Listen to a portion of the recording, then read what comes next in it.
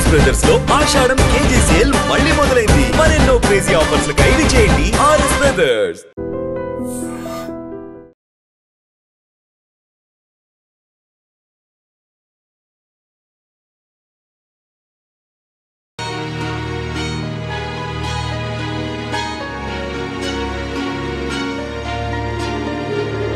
కొంత గ్యాప్ తర్వాత చేసిన సినిమా ఇది. ఫస్ట్ నేను జర్నలిస్ట్గా వచ్చి తర్వాత డిస్ట్రిబ్యూటర్గా మారి దాదాపు 85 సినిమాలు చేశాను. తర్వాత ప్రొడ్యూసర్గా చేయాలనుకున్నప్పుడు ప్రేమిస్తే సినిమా నేను చూసిన తర్వాత చాలామందికి ఆ సినిమా గురించి చెప్తే ఎవరో పెద్ద ఇంట్రెస్ట్ చూపించలేదు. నన్ను ఇండైరెక్ట్గా కృష్ణవంశీ గారు కానీ అప్పుడు తేజ గారు బాగా ఫ్రెండ్లీగా ఉండేవాళ్ళం.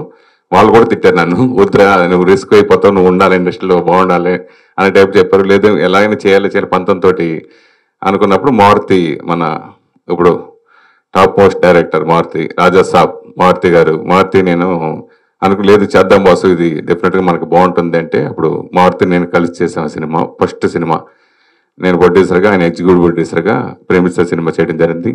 ఈ అక్టోబర్కి కరెక్ట్గా 20 years అయింది ఆ సినిమా రిలీజ్ అయ్యి.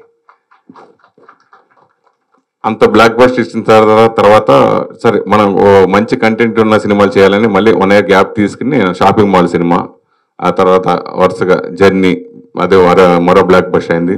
తర్వాత ఒకసారి అన్నయ్య భరద్వాజ్ గారి ఆఫీస్కి వెళ్ళినప్పుడు రెగ్యులర్ కలుస్తూ ఉండేవాడిని.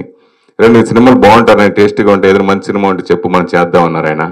అన్న అంత అదృష్టం అని చెప్పేసి సరే అనుకోకుండా నేను చెన్నై వెళ్ళి ఓ సినిమా పోస్ట్ ప్రొడక్షన్లో చూసా. ఆ సినిమా పిజ్జా అనే సినిమా చూసి అన్నయ్యకి ఫోన్ చేశా.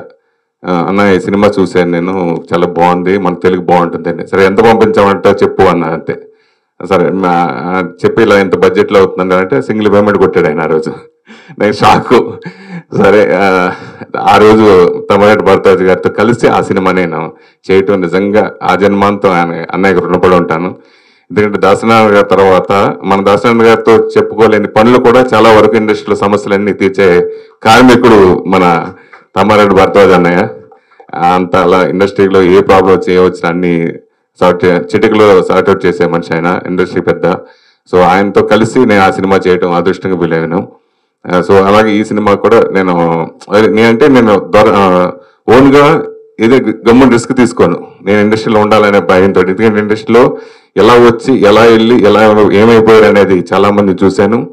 కానీ ఎంత జాగ్రత్తగా ఉన్నాను కాబట్టి ఈ 35 సంవత్సరాలు నేను ఇక్కడ ఇండస్ట్రీలో ఉండగలిగాను. సో తర్వాత ఈ సినిమా బాగుంది, ఎవరన్నా ఉంటే బాగుంటుంది అనే ఉద్దేశంతో నేను అంటే సరే ఎప్పటి నుంచో అంతకుముందు ప్రొడక్షన్ చేద్దామని వచ్చిన చరణ్ గారిని, వద్దు సార్ ఇప్పుడు ప్రొడక్షన్ కొంచెం భయం వేస్తుంది, ఆగండి అంటే ఆపితే సరే ఇది ఫస్ట్ చేద్దామని చెప్పి ఆయన్ని చేద్దామంటే వెంటనే ఓకే చేసి ఆయన కూడా సింగిల్ పేమెంట్ కొట్టాడు బొమ్మలకి. సో అలాగా చేస్తే ఈ సినిమా మీ ముందుకు, ఎందుకంటే ఈ సినిమా నేను ట్రైలర్ చూసిన తర్వాత బాగా నచ్చి రిలీజ్కి చెన్నైకి వెళ్ళి రిలీజ్ రోజే చూసా. థియేటర్ చూస్తే ఆ రోజు మార్నింగ్ షో బుక్ చేసుకుంటే టికెట్ లేవు. సరే ఈవినింగ్ మళ్ళీ నైట్ సెకండ్ షో చూసిన నాకు నైట్ నిద్రపట్ల. ఇది ఎట్టి పరిస్థితుల్లో తెలుగు ప్రేక్షకులకు అందించాలి, కన్షార్ట్గా మిస్ అవ్వకూడదు. తెలుగు ప్రేక్షకులకు ఈ సినిమా కంపల్సరీ చూసి తీరాలి. మరో ప్రేమిస్తే మరో జర్నీ ఈ సినిమా అవుతుంది, 100% రిలీజ్ చేయాలనే పంతంతో నేను వాళ్ళు బాగా ఎక్కువ రేటు చెప్పినా సరే నేను నా బ్యాక్గ్రౌండ్ ఇది డెఫినెట్గా మనం చేద్దామండి, బాగుంటుందండి వాళ్ళు కన్విన్స్ చేయడానికి కొంచెం వారం రోజులు టైం పట్టింది. సో ఇప్పుడున్న పరిస్థితులు ఇవన్నీ తెలుసు మనకి, థియేటర్లకు సంబంధించి జనాలు రావట్లేదు అంటే లేదు, ఈ సినిమాకి నాకు కంటెంట్ మీద నమ్మకం ఉంది, వస్తారు అనే నమ్మకంతో ఆ నమ్మకం నాకు నిన్న ప్రీమియర్ షో చేసినప్పుడు నెరవేరింది. నిజంగా మురళీమోహన్ గారు, లెజెండరీ మురళీమోహన్ గారు కానీ వీళ్ళందరూ వాళ్ళ కంట తడి పెట్టుకుని అంత ఎమోషనల్గా నిన్న మాట్లాడిన మాటలో super success blockbuster hit కొట్టాను అనిపించుకున్నారు. So I'm very very happy. చాలా రోజుల తర్వాత అంటే నాకు తెలిసి నేను కరోనా తర్వాత సినిమా ప్రొడక్షన్ ఏది సినిమా చేయలేదు. సో ఇప్పుడు తరానికి ఒక 5 ఏళ్లలో వచ్చిన జర్నలిస్టులందరికీ, యంగ్స్టర్స్కి అందరికీ నేను తెలియకపోవచ్చు. సో నా అసలు బ్యాక్గ్రౌండ్ ఇది ఇప్పుడు మీకు తెలిసింది.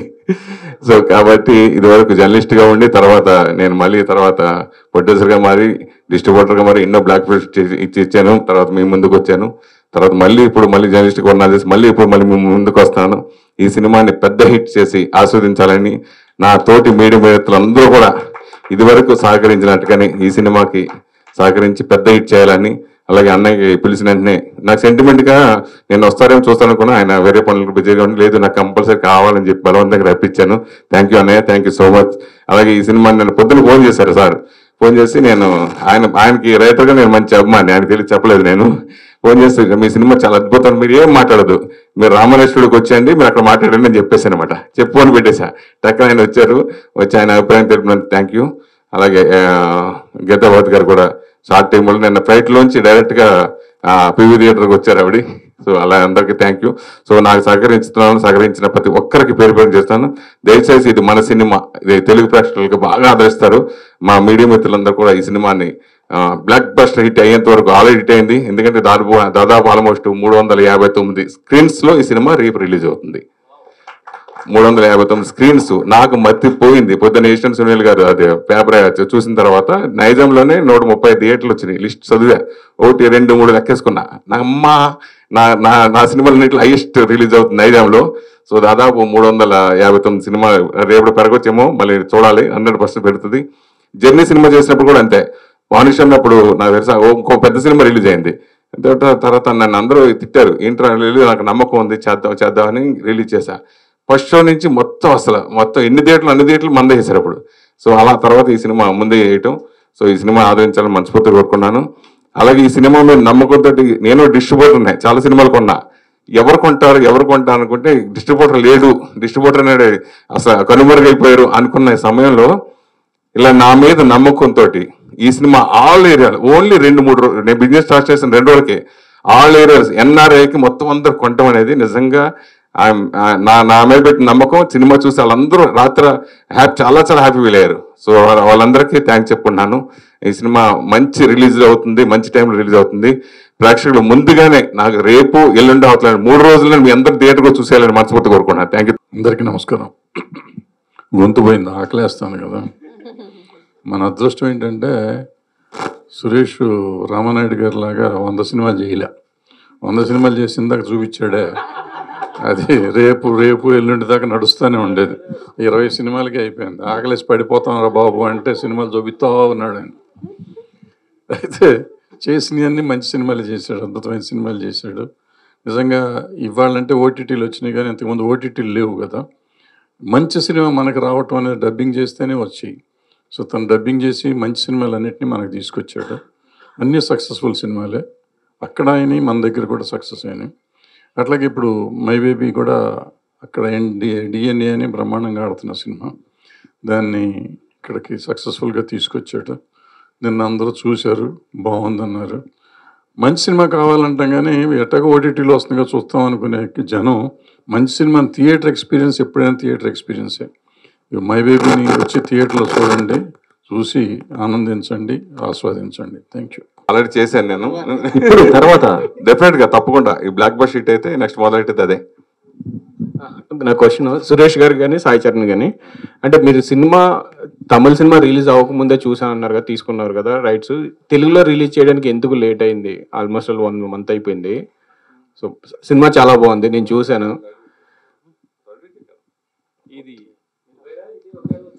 అవును, 4th వీక్ వచ్చినప్పుడు యాక్చువల్గా సైమల్టేనియస్ చేసినప్పుడు ఇప్పుడు నేను ఒక ₹2 కొంటే అప్పుడు ₹5 చెప్పారు. సో అంత బడ్జెట్ పెట్టి రిస్క్ చేయడం ఇప్పుడు చాలా కష్టం. సో దానికోసమని టైం తీసుకుని పర్లేదు రిలీజ్ అయిన తర్వాత మనం చేయొచ్చు అని చెప్పేసి చేయడం జరిగింది, అంతే. వేరే జరిగింది. సినిమా కంటెంట్ చాలా బాగుంది, కానీ మీరు కూడా రిలీజ్ కూడా బాగా రిలీజ్ చేస్తున్నారు. 250 థియేటర్స్ వరకు రిలీజ్ చేస్తున్నారు, కానీ ఓటీటీ 350 వరకు రిలీజ్ చేస్తున్నారు. కానీ ఓటీటీ ఇష్యూ నెక్స్ట్ డేనే ఉంది. దాన్ని అయినా పుష్ చేయడానికి మీరు అయినా డిస్కస్ చేయలేదా? డెఫినెట్గా. అంటే ఒక సక్సెస్ అయిన తర్వాత వాళ్ళు రిక్వెస్ట్ చేసుకోవడం, మెయిల్ పెట్టడం జరుగుతుంది 100%. సో దాన్ని బట్టే ఇండస్ట్రీకి కోఆపరేషన్ అనేది ఇప్పుడు ఓటీటీ సంస్థలు ఉంటాయి. అలాగే ఈ సినిమాకి సహకరిస్తారని అనుకుంటున్నాను. All the best. బాగుందండి, మంచి కంటెంట్ తీసుకొచ్చినారు తెలుగు వాళ్ళకి. సురేష్ గారు all the best. Thank you. My baby ఏం చూసి ఈ సినిమాని పిక్ చేశారు మీరు? అసలు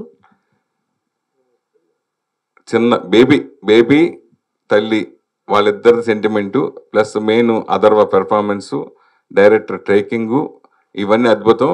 నా సినిమాలు గతంతో పోలిస్తే డెఫినెట్గా ఇదే మరో ప్రేమిస్తే మరో జర్నీ సినిమా అవుతుంది అనే నమ్మకంతో ఈ సినిమా చేశాను.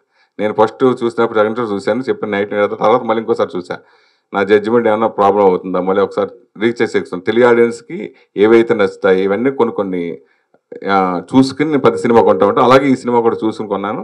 ఇంకా ఫస్ట్ కాపీ చూసిన తర్వాత తెలుగు వర్షన్ చూసిన తర్వాత 100% కన్ఫర్మ్ గన్షాట్ అనుకున్నాను, చేశాను. అంతే. మీ జడ్జిమెంట్ సక్సెస్ అయ్యింది. నేను రాత్రి సినిమా చూశాను. All the best. Thank you. 100 times చూసుంటా. మా ఇంట్లో వాళ్ళు రోజు అక్షింతలు వేసేవాళ్ళు, ఎందుకు ఇట్లా ఏడ్చుకుంటూ కూడా చూడాలి సినిమాని అనేసి. ఆ తర్వాత రాత్రి మూవీ చూస్తున్నాను, ఇటు డైరెక్టర్ ప్రభాకర్ గారు ఉన్నారు, ఇటు అప్పాజీ గారు ఉన్నారు, నేను కన్నీళ్ళు తుడుచుకునే పన్నాను. మీ పేర్లు మీరు సంతోషం సురేష్, మరి మాకు సంతోషాన్ని పంచరాస్తుంది థియేటర్కి వస్తే. 100% ఎండింగ్ ఉంటుంది కదా, ఎండింగ్ డెఫినెట్గా హ్యాపీగా ఫీల్ అయ్యే విధంగా నా సినిమాలు ఉంటాయి, ట్రాజడీగా ఉండదు. అంటే ఇక్కడ రెగ్యులర్గా మన తెలుగు వాళ్ళు తీయలేని ఇప్పుడు ఇటువంటి సినిమాలు మన రీమేక్ చేస్తే సరిగా ఆడకపోవచ్చు, కానీ ఆడొచ్చు కూడా ఆడకపోవచ్చు ఎక్కువ శాతం. అలాంటి సినిమాలు మనం మిస్ అవ్వకూడదు, తెలుగు ప్రేక్షకులు అస్సలు మిస్ కాకూడదు. నేను ఈ సినిమాకి నిజంగా కష్టపడ్డా. లేదు ఈ సినిమా మళ్ళీ 100% మిస్ అయిపోతారేమో, భయవేసి నేను అడవడగా చేయడం జరిగింది ఈ సినిమాని. సో అదే డెఫినెట్గా నిన్న ప్రీమియర్ చేసిన మీ అందరికి నచ్చడం, అందరూ అంత అప్రైజ్ రావడం హ్యాపీ ఫీల్ అయ్యాను. అంతే. వీరాభిమాని ట్రైలర్ టీజర్ చూసాను, చిన్న గ్లిమ్స్ లాగా ఇచ్చారు.